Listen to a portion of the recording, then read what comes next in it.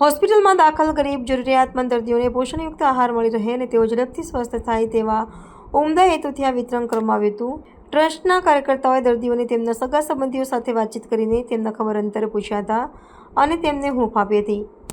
Dayavan charitable trust દ્વારા food વિતરણ સુધી સીમિત નથી. આ ટ્રસ્ટ સુરત શહેર અને આસપાસના વિસ્તારોમાં લાંબા સમયથી શૈક્ષણિક સહાય અને આરોગ્ય સુવિધાઓ પૂરી પાડવા જોવા વિવિધ સેવા કાર્યોમાં સક્રિય છે. ગરીબ અને જરૂરિયાતમંદ લોકોની સેવા કરવી એ ટ્રસ્ટનો મુખ્ય ઉદ્દેશ છે. ટ્રસ્ટ દ્વારા જાહેર કરવામાં આવ્યું છે કે સેવાના કાર્યને સતત ચાલુ રાખવામાં આવશે.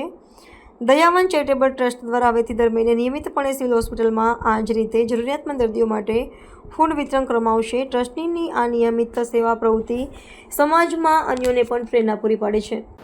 મારું નામ પ્રવીણ માનિક આયરે છે. દયાવાન ચેરિટેબલ ટ્રસ્ટના માધ્યમથી આજ રોજ જે સિવિલ હોસ્પિટલ છે એમાં બાળકનો વિભાગ છે, એમાં જે આપણા જરૂરતમંદ બાળકો છે એમના માટે ફ્રૂટ વિતરણનું કાર્યક્રમ રાખવામાં આવેલો હતું.